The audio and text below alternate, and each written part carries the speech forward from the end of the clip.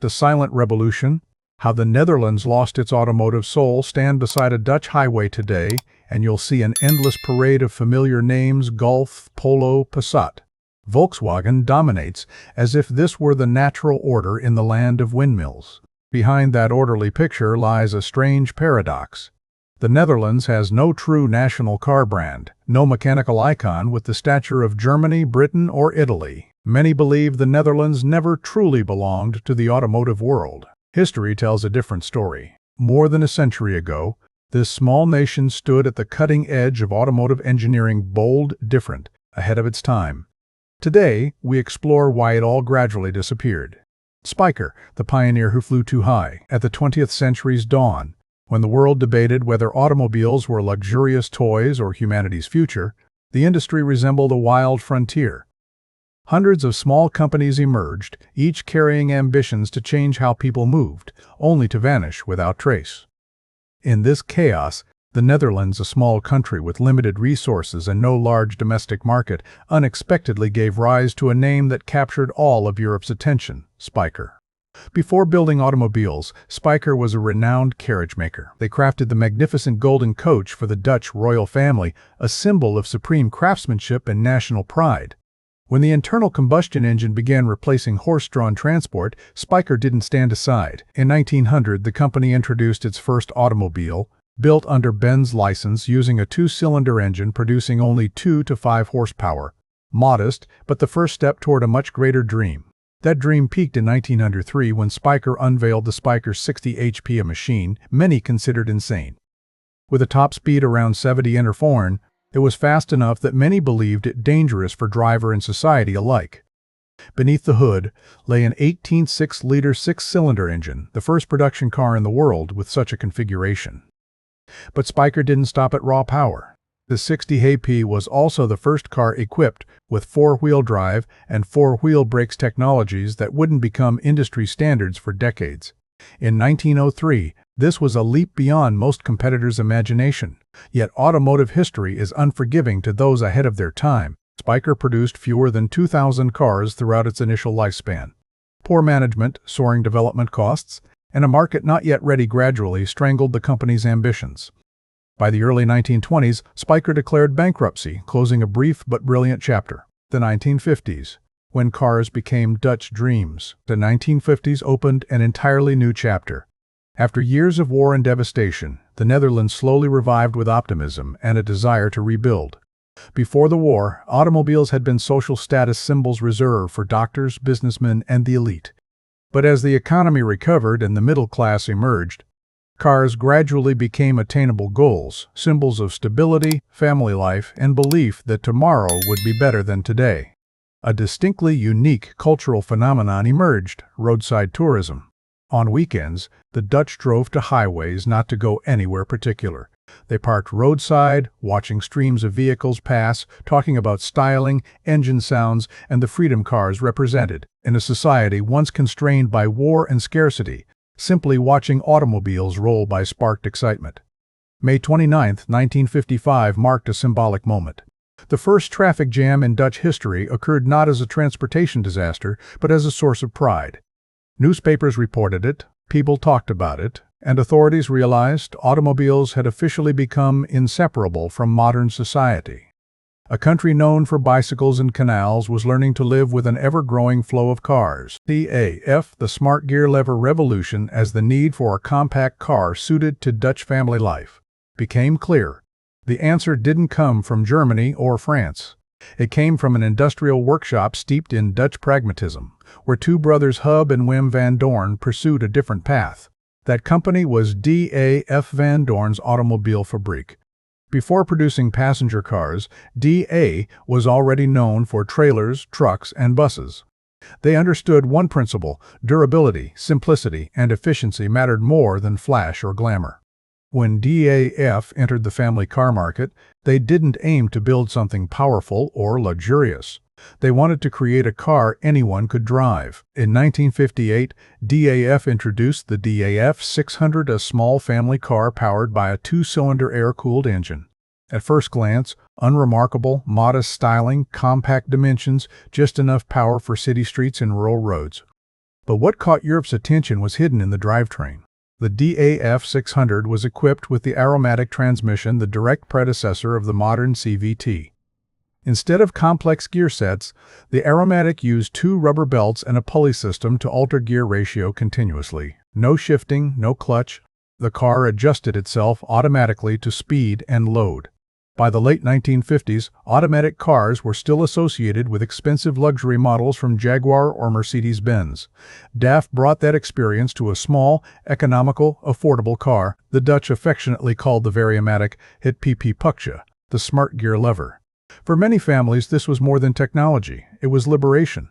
Anyone could drive, regardless of age or experience.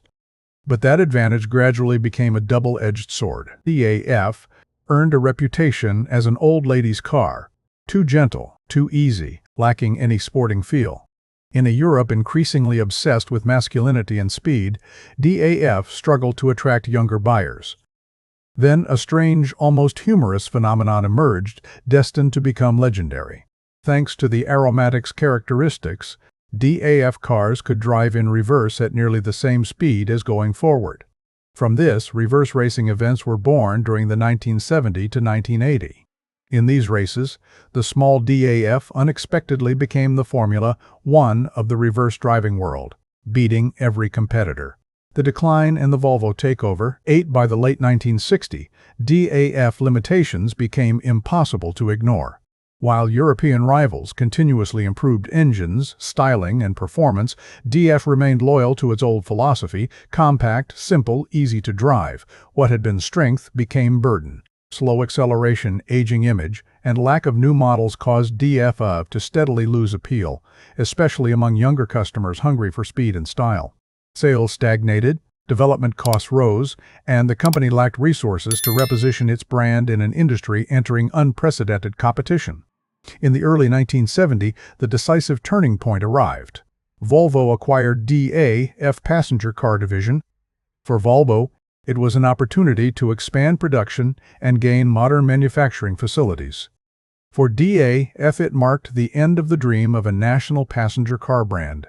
Transitional models like the Volvo 66 still carried DAF engineering DA, but the DAF name on passenger cars gradually disappeared by the mid-1970s. Many ask, if DAF was acquired, why did it still appear in reverse racing during the 1970 to 1980? The answer is simple. These weren't official motorsport events organized by DAF. They were spontaneous activities, festive, humorous, deeply grassroots, usually at local fairs, classic car days, and community events. Spyker's brief return. Nostalgia meets reality as the 20th century closed. Just when it seemed the Dutch name had completely vanished, an unexpected revival emerged. In 1999, entrepreneur Martin de Bruin decided to awaken Spyker from history's ashes. But 21st century Spyker was no longer a pioneering mass car maker. It was reborn as a handcrafted supercar brand.